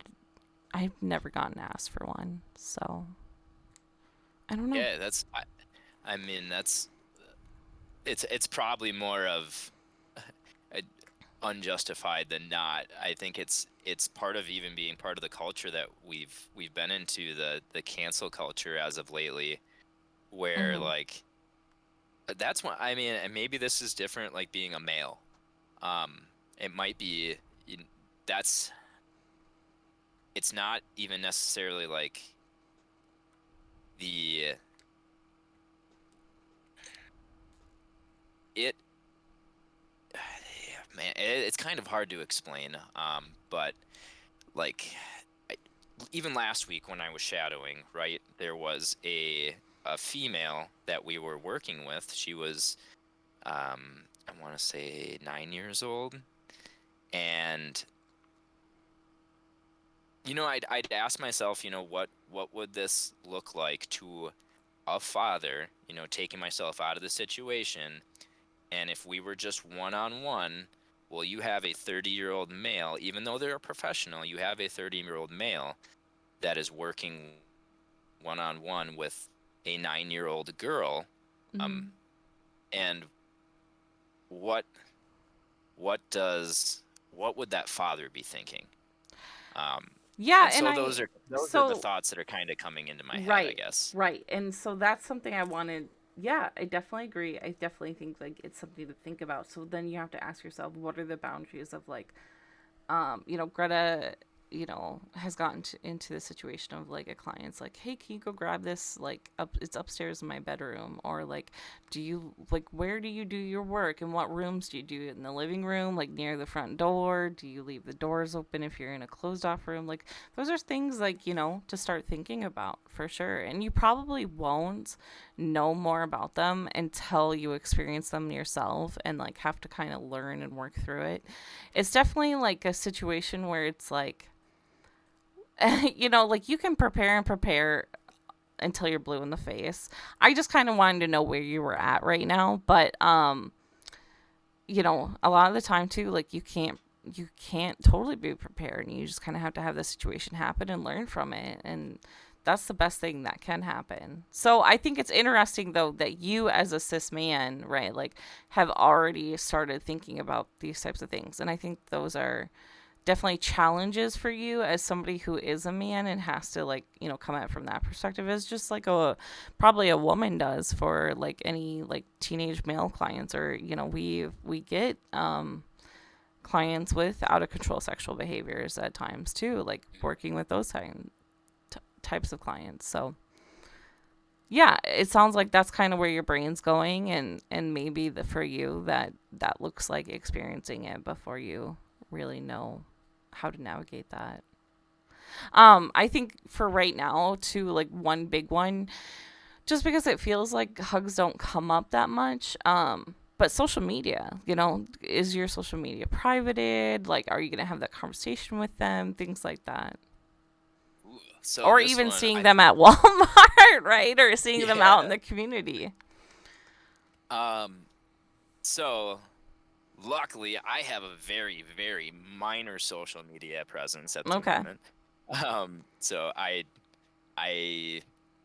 have a Snapchat, which is just close friends and family that are on there, and I pretty much just bombard them with pictures of my children that they don't want. And Yeah. then I do actually have um, I'm more interested in getting more social media now that I'm understanding how to utilize it more as a tool. Yep. Um, but yeah, I those are great questions. And like, so for social media, I while you have someone as a client, I don't think that's an appropriate boundary to cross, honestly. Mm-hmm. Um, I don't know how it would be beneficial to them or me. And so it's not even really taking like this is going to happen if you accept their friend request. It's more along the lines of like, why would that? It's not beneficial to the therapeutic relationship at all. Um, and it could let them in on insights into my life that might actually make there might be something they see that would bother them. And so I probably don't want, I don't want to actually cross that. Um, and so I'm maybe one day, if we're, it's been years afterwards, that's a different story. But I also like remember we're humans, and so humans do form relationships, and seeing these people out in the public, like I'm not going to, I'm going to acknowledge the fact that they exist. I think the main point is I'm not going to go out of my way to go up to anyone Mm-hmm. and go say hi. But if they come up to me and say hi, like I think having a quick conversation or saying one or two things is completely fine. But um, I've that again, like you're saying, I until you have those experiences, how you respond and what actually is appropriate, I think will come more. But my knee jerk is more um, just explaining to them at the beginning of our therapeutic relationship Mm-hmm. that these are my boundaries. So Yeah. if you do see me out in public, um, that's you can say hi, that's fine, but um, understanding that I'm probably not going to engage you in conversation because this is our therapeutic relationship, and if it's going to work, we both need to be respectful of these boundaries. Mm-hmm. Absolutely. And so that brings up the conversation because me as a therapist, I have to follow, my board's ethics.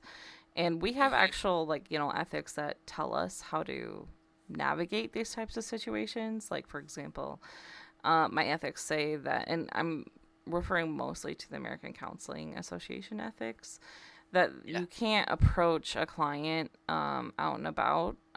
They actually have to be the ones who approach you first because of the confidentiality piece. So we do have like those guidelines for ourselves. And I guess I've never really asked, do mental health practitioners have ethics that you know of that they have to follow so far? I haven't actually. The only thing that I'm aware of is HIPAA, but as far as Right. ethics go, Like an organizational I don't, ethics. I don't think so. So like Interesting. a social, go social worker. So um, going down this road, I have to follow the NASW, the National Association of Social Work's code of ethics. Mm-hmm. But as far as being a mental health practitioner, the position, not aware. Yeah. It's an interesting question, honestly. Well, if you ever feel so inclined and want some guidance in that, I would definitely take a look at maybe even some therapy ethics. For myself, I tell my people, I'm like, hey, we live in a small town. You'll probably see me out and about. If you want to come say hi to me, you can. I just can't be the one who initiates because we're trying to keep that confidentiality in HIPAA, and you have to decide if you want to break that or not. But once you build such a strong connection with these people that you're like, you know, and every person's going to see this differently. I see this differently than a lot of people because um, I usually don't have the issue of like somebody's going to come up to me and be like, hey, Jenny, let's have a counseling session right here in this aisle. That really doesn't happen. If anything, it's more like, hey, okay, bye. Like, it's not much anything else. It's more, I notice that for people, it's a good feeling, like to be noticed and to just be like, hey, that's a familiar face. But It's going to vary on every different person. It's also going to vary on every single client on like how much you manage that. Especially if you have a client who has boundary issues, and that's probably going to be a different story, right? So it's definitely a fine line to balance. It's definitely something to balance, and it's not a clear cut answer just because it depends case by case, truly. But more often than not, I truly don't like. It's surprising how like living in a rural area, I really don't have much issues with it. I would say I more have it comes into play when um a client is working at like say like Taco John's or a McDonald's or something, like a place that you go often. I'm like trying to think of like even like Subway, Quick Trip, like Walmart, like wherever, when they work at like a place that you go to often, you're obviously going to run into them, and you have to have that conversation with them like, hey, like if I see you, like if you want to talk to me and like recognize that you know me, you can. It's just that I can't initiate that because of my ethics. Yeah, that's I might actually take you up on that. Because I think that's more, it's not even a worry about am I doing the right or wrong thing. It's am I, following my licensing recommendations? Like, Right. because that, I mean, as much as I don't want to have to worry about those things, like that's real. And so, um, that's a really good point. Because I could see even when you were talking, like I was envisioning like, well, you've got two different clients. One client that's highly functional, they know where they want to go, like they're not dependent on you, but they've come to you for therapy versus, somebody that has developed a dependence per se. And so, yeah, I guess it's not as cut and dry as just this is how things go. But I do Yeah. actually like I really do appreciate, hearing that, letting them come up to you, And I think and initiate. that leaves it in their own hands, in their own autonomy, so that they, you know what I mean? Like it comes down to like it's their decision. And so for me, like I see, ironically, I've seen my therapist and I've been seeing her for 3 years. So like her and I know each other pretty well.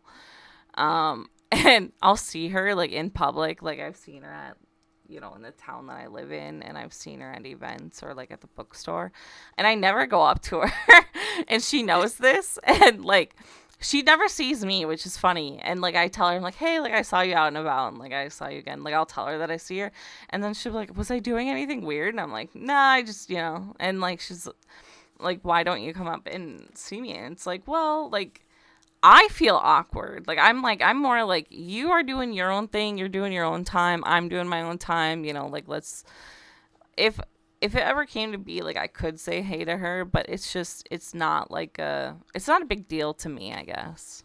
And to other people it's different, That's just for myself.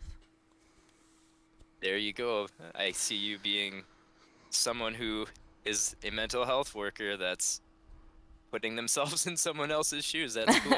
Yeah. No, and that's one of the things, like you think about what that other person's going to experience and feel. Hmm. And yeah, I think I would probably do the same thing, honestly. So yeah, I've wondered, like, one of the things that's actually come up, um is when you're from a community doing mental health services in that community, how many people you have already developed relationships with. Hmm. And so, like, one of the things that I thought, was an issue, not being from the area and like having to get accepted in, is actually a strength in the fact, like, I didn't go to school with any of these people. Yeah. I don't have the long-term relationships where, like, oh, my best friend's kid might be coming in and now I have to navigate that. Um, Yeah. so in some regards, having this, only coming into this community with this as, my starting point, like I think that's actually a huge benefit.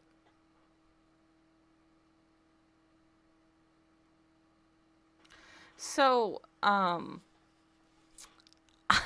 It's so funny because I grew up like in this small rural area. So like back home when I was doing therapy back home, it was that like where I was like worried like, oh shit, did this person, go to high school with me, or are they married now to this person we went to high school together, or like are they married to this person, they know my parents. Like I had a lot of people who knew my parents, or like would go down to the bar with my dad, and it's just like, oh man, there was a lot of odd things that I had to navigate. And like even at the time my supervisor, she had grown up in the area and since she was a little kid, and so she went to high school with some of these people too. Like even just that, like where too, like living in such a rural area, it feels like it's inevitable and it's you can't get away from it. And because there's also nobody you can refer to that isn't like an hour away from that area, so that in itself, oh, that's a whole thing. So I I don't even know if it would be. I mean, it'd be kind of possible, but I haven't had to do that. But I've thought about like if I did it in my own community where, like, I don't know, the kids that I went to high school, like, they've seen me do some pretty ridiculous things, and like for them to be able to, yeah, like, view you in that way. to them they formed a relationship with me, and so like, yeah, I could see that being extremely difficult to cross over into the professional realm, and be respected with that, but not impossible. Um, Yeah. that's did you ever have an experience where there was somebody that you knew that, Yes. Yeah. like, Yeah. There was there a few. was a line that you, was there ever a time where like you couldn't cross it, like it was Yeah, there was unhealthy a for you to few. provide? Like, so I come from an interesting chemically dependent family, and my dad would go down to the bar, like the small town bar, like every day, and still does. And yeah, I mean, you would run into clients that know your parents or whatever. I don't want to say too much because I feel like then that would give away the person, but it Yeah, and definitely, that's, that's where it's like I can't even say too much because in living in such a rural area, it can give away people. So like you have to even be careful of that. And so, like I said, it did come into a situation where people knew my parents, like either like through them being out and about or them at their own job, or like people knew my brother, or I mean there was just so many things, and it's just it's awkward. And it's like then I have to say like, hey, like I can do your intake and your diagnostic assessment and get you prepared for therapy, but I'm not going to see you for therapy just because like this is uncomfortable for me. Even if it's okay with them, I'm like, no, this is no. It really has to be separated. It has to have like so many like steps or numbers away from knowing my family, or like that, like back home, where I would be okay with seeing that person. So it's again, there's no clear cut answer, but it's definitely for me. It was a tricky thing, and I had to work with my supervisor obviously about that, and be able to collaborate and understand how to navigate that. But yeah, it's definitely dependent um, on each different scenario. So this is definitely something you're gonna come into contact with probably down the line, and maybe you'll have a different answer in the next 6 months. Who knows? So yeah, I will. I'm interested to see where it goes because mm-hmm. you're bringing up a lot of good questions that I am like, Yeah, I've kind of thought about, but it's hard to formulate an honest answer until you've been through the right, experience. right. So that's, yeah, that, man, that sounds awkward. So I just have a few more questions for you. I wanted to know. So you kind of said like a really big struggle is paperwork, right? I'm wondering if is there any other than like paperwork? Is there anything else that you feel like is a really big struggle just starting out as a mental health practitioner? Um, it's I wouldn't say that there's anything that's necessarily like a struggle Mm-hmm. per se. Um, but I think getting into that the the professional mindset too, um, Mm-hmm. that's I wouldn't say a struggle, but remembering that you are a professional in what you're doing, because I know like depending on who you talk to, um, like the mental health practitioner position is, more of your entry level position into it. And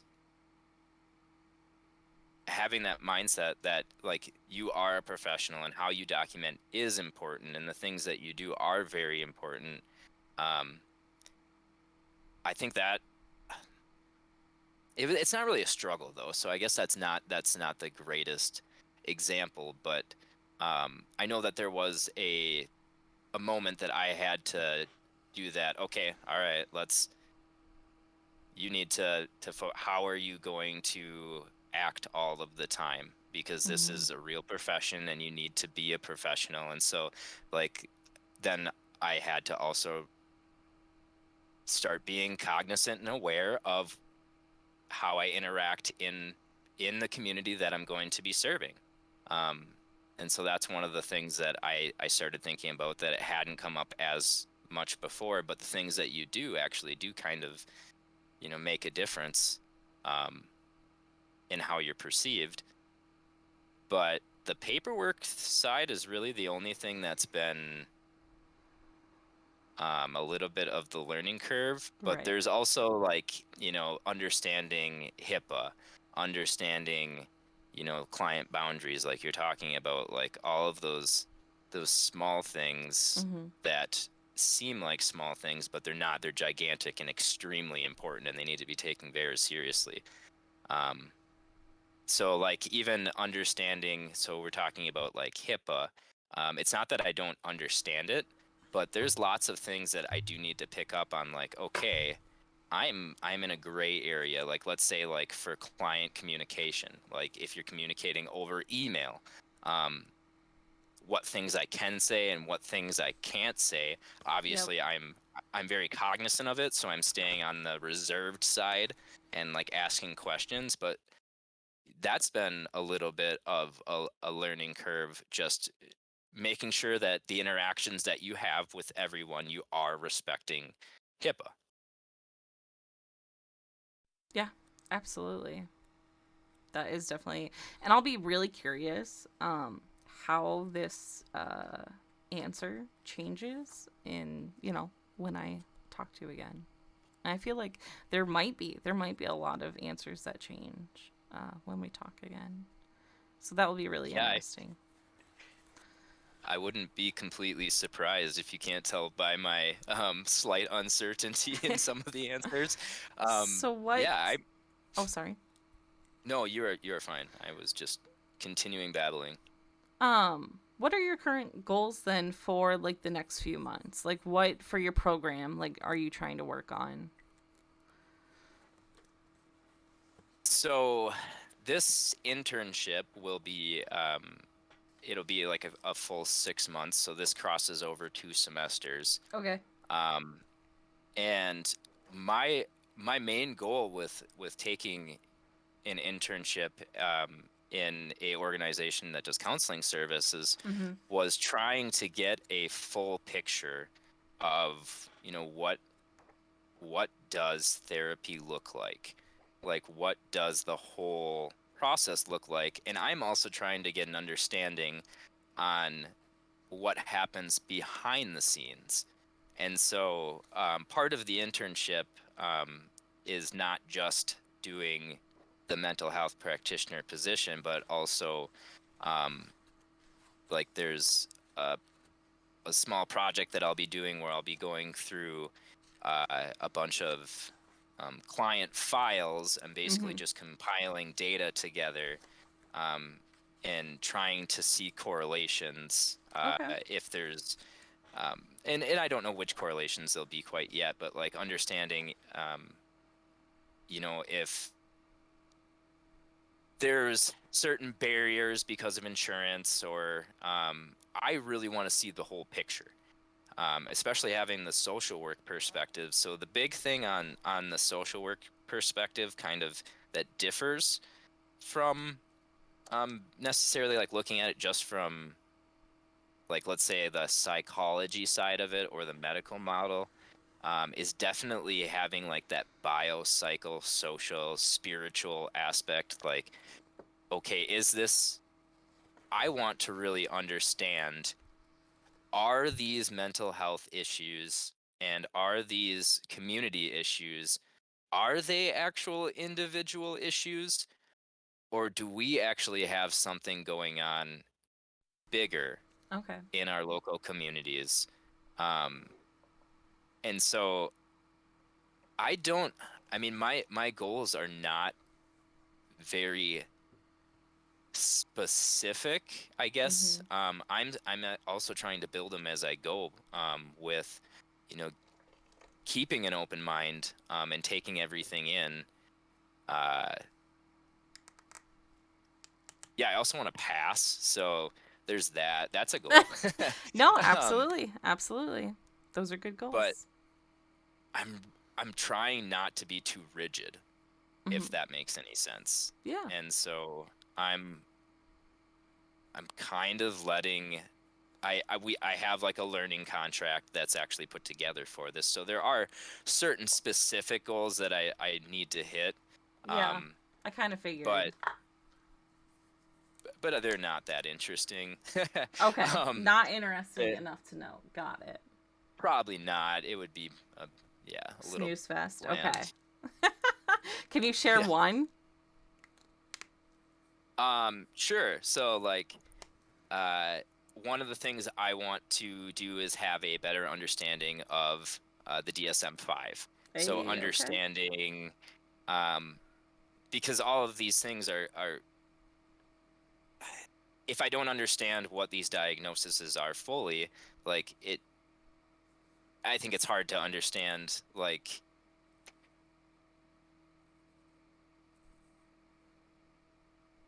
I think it's important to have a full grasp of, like, so even if you're working in a mental health practitioner position, what does it mean if someone's diagnosed with bipolar? What does that look like? What does it mean if someone has a personality disorder? What does that actually look like? And so one of my goals is to spend a little bit of time in supervision, Mm-hmm. um, talking over those things and spending a little time, not necessarily studying, but going through the diagnostic manual, and then using actual case consultation, from a client that I interact with, or let's say, like, maybe you have someone that is presenting certain issues that would be a great moment to be able to have a learning experience on what does this actually look like. And so Yes. I do want to be able to form that connection, to be able to not just have it be on a in a book, but also be able to see what those words that are paired together for this, criteria, what does that actually look like in a person? Mm-hmm. Yes. And um that's the thing with getting into this career is that you're going to see this, how mental health is portrayed in the media, in the movies, on TikTok, what have you, right? But you're never really going to truly understand it until you sit down with somebody one on one and really get to know them. Are you really truly going to understand it? I feel like, in my opinion, you can read something until you're blue in the face in a book. And I do think that that is helpful in its own regard, but at the same time, you're never truly going to get that experience until you have it in person and hands on. I I believe that, definitely. I I mean, just a quick share of Sure. this. I mean, I obviously won't go into detail, but um, I did have a client that we had seen who had attention deficit disorder, or Mm-hmm. ADHD, yes. And I've always heard, and I've heard, friends say that they have it, or going through school, like there was someone always on medication for it. But I was recommended from my social work supervisor to pay attention in this specific session. She's like, this is how it really is. And wow, did that change my mind? Like on, Yeah. okay, this is different than,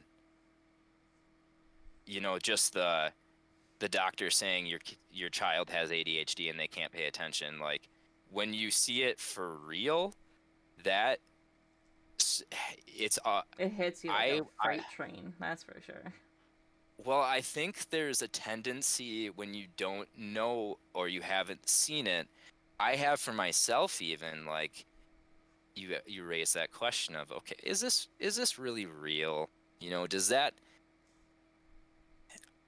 are these, or is this, just someone acting out? And then you see it for real, and it's starting to shift my perspective too. So I'm going to be really interested to see how our conversation after this internship is with that, because I feel like I'm going to get some pretty decent experiences. Right. Absolutely. Is there anything though that you have in the last few months that you have been doing this, and even though it hasn't been long and you haven't been on your own yet, anything so far that you're super proud of or super happy that you've achieved so far? Um, And it you could be know, something as basic as even getting into a master's program. I am I'm still kind of riding that wave of like being really proud of myself. Yeah. Um, for like kind of circling back to where we had talked at the beginning of the discussion of Mm-hmm. like having that feeling of everything that I've struggled through, because everyone has their own struggles, but me struggling through my own and getting to a place in life where you feel grounded, like you feel you're in that right position. And for me internally, it was so difficult to make that leap from this is safety and security of what I know to this is what I really want to do and what I believe in. Mm-hmm. And it was a little blind. I mean, I knew the direction that I wanted to go.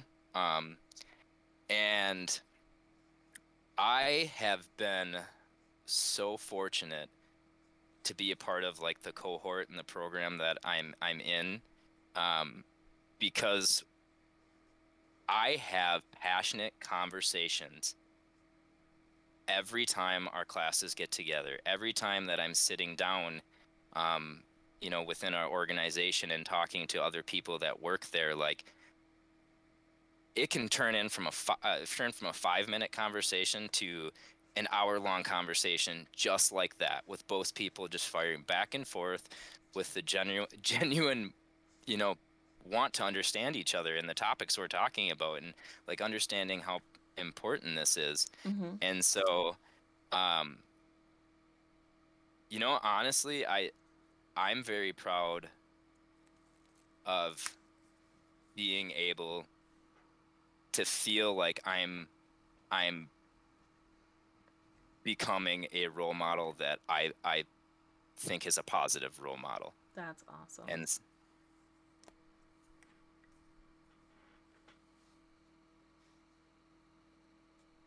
I'm sorry, what? oh no, I thought you I had was more to kind of add. Sorry. no, you're fine. No, it's I will say, even just being part of a master's program though, Yes, um absolutely. I I never actually thought, so coming from a rural community too, like I kind of had figured after high school, like I would probably just get, a job in the local area. Mm-hmm. And you're kind of told this story about like, the American dream, get financial security, get a house, start a family, um, do all of these things and you'll be happy, right? And I, man, that it, even though it kind of seems like it's been, kind of a roundabout way of getting there, like, yeah, I never thought I would get a bachelor's degree. And then it comes out, I thought a master's was going to be so significantly harder than a bachelor's degree, right? Mm-hmm. And what I'm finding is it's much more work. It's a lot of work, but it's not harder. Um, because I It's really different. enjoy what I'm doing, and like I feel like there's a purpose behind it, and the things that I'm learning matter. And so yeah, I guess yeah, that I mean, not to I think it's part of being part of the Midwest too, is that Minnesota nice, like yeah, I'm proud of myself, but you should be way more proud of you. I mean, look at what you're doing. Like, Yeah, yeah. yeah. That humble passive aggressive. So, without saying like a number or anything, is it okay if I ask, are you being paid for your internship? Yeah, yeah, no, I am being paid for billable hours, Yep. and so everything outside of that is And basically travel, on you're me being for research. reimbursed. Yes, yep, anything that's reimbursed through insurance, basically. Um, Okay. so I know not all organizations do that. That's for sure. I have other people in my cohort that aren't that are doing that completely pro bono. Okay, so they Um, aren't being paid for their internship. yes, yeah, it wouldn't be necessarily pro bono because they're gaining something out of it. But Gotcha. um, And that's why I asked, yeah, because I figured as much that people weren't getting paid. And so for people who are listening to know that, like, there are places that will pay you and there are places that will not. yes, yeah, I definitely recommend doing your research and looking at multiple places because I did have an internship lined up before this too.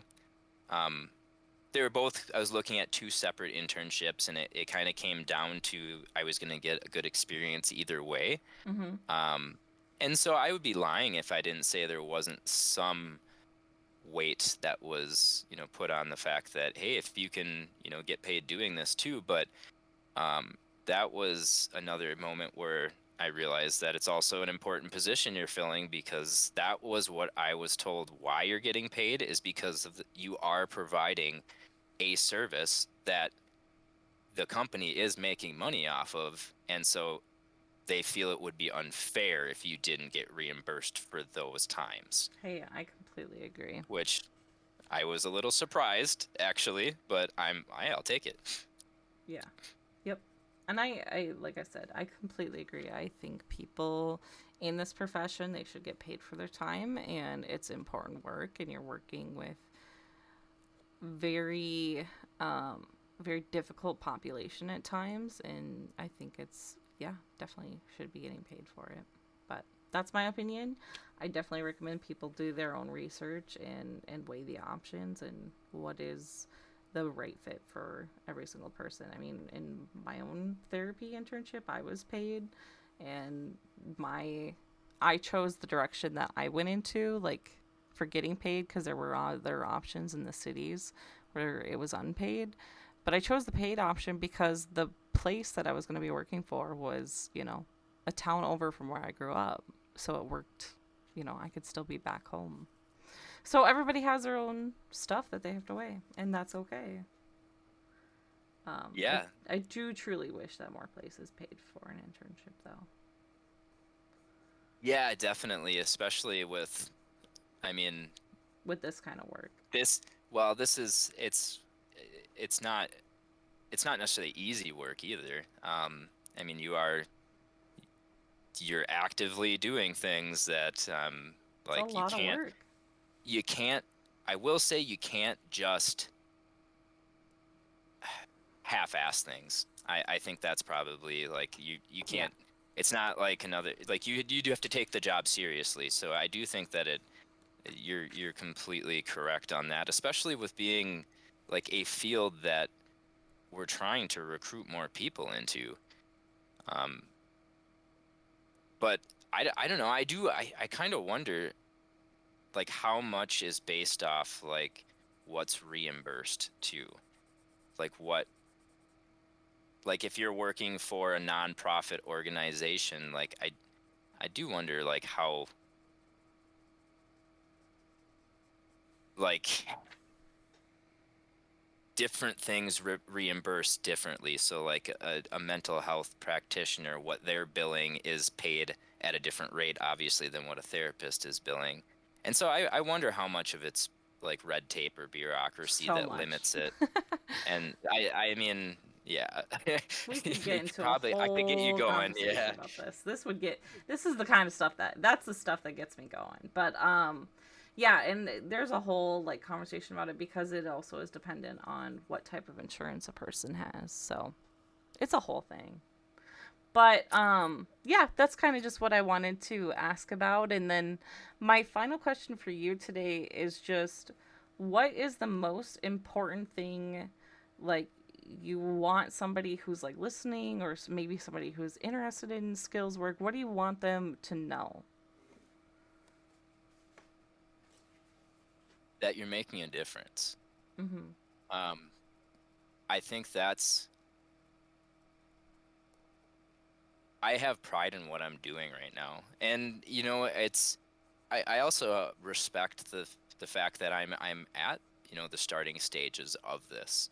Right. Um, but I don't think that that diminishes anything about it at all. I think that um, the difference between going into this field versus, let's say, you could get a job that pays a little bit more, but you're not going to enjoy. Um, this definitely, you form a connection with your community, um, and you get that genuine sense of purpose, because I quickly found from even shadowing the first couple clients that these people need and want your help. Mhm. Like they're asking for it, and sometimes the waiting lists are so long Oh that, yeah. I mean, obviously you have more insight into that, but I, how long have some of these clients just been waiting for someone to show they care? Yep. And if you're going into this field, I mean, you're making a difference. And that's, we're only here for so long. So that's a good question to ask on what what you want to get out of your career and what you want to get out of your life. And I don't think anybody going into this field will regret trying it. You know, it's so funny that you say this because I literally saw a meme about this today. It was from Healing and CPTSD, which is a Instagram account I follow, and it said, "Today I said I want somebody to care that I hurt to my therapist, and she started crying. Is that allowed?" And it was by somebody tweeted this, Kenzie an idiot on Twitter. I'm gonna put this in the Discord under therapy memes because I just thought that was so funny because it's I feel that at times too. Like you want somebody to just give a crap about you at the end of the day. That's that's actually, I'm getting a little teary-eyed, and there's a reasoning for it. Exactly what you said. I had, attended my own therapy after I had gotten home from Afghanistan, and I remember going from, I was working with the VA, and it was, working from one social worker to a different therapist to a different, and like everybody kind of just seemed like they were there, because they're Mm-hmm. getting paid, they're on salary. And then I met this one therapist who, as I was explaining my story, it was the first time that I actually got to tell it because I felt like she was there for the right reasons. She started crying. Like Yeah. she was maintaining her composure, but her facial expression, she stayed where she was, but her eyes were turning red and she had tears coming out of her eyes. And like you just said, I think that was one of the biggest healing moments Mm-hmm. because of the fact that I'm like, I'm validated. Yeah, Like someone sees my pain, so it's real. That's absolutely. super powerful. Yeah. So, Hunter, we've talked a lot today. Yeah, Um, I think it's time we start wrapping up here. We have that is all right. but yeah, so in the, before you wrap up your internship, you're definitely going to have to let me know what your plan is. And I would love to interview again and kind of just see like where, you've come so far. Has any of these thoughts here today changed over time, things like that. Um, so for today and just wrapping today up, is there anything that you want like people who may be listening to know? Is there anything else that we didn't cover that you really want to get out today? Anything else that I didn't cover? No, I think at this point in the conversation, people have probably heard enough of me. I really do appreciate this, Jenny. It was I had a Awesome. very good time chatting with you. And I appreciate somebody just like you said, caring. It was fun. Yeah. Well, thank you so much, Hunter. I really do appreciate it. And I'll be really excited to be able to have the opportunity and interview you again by the time that you're finishing up your internship. Awesome. I look forward to it.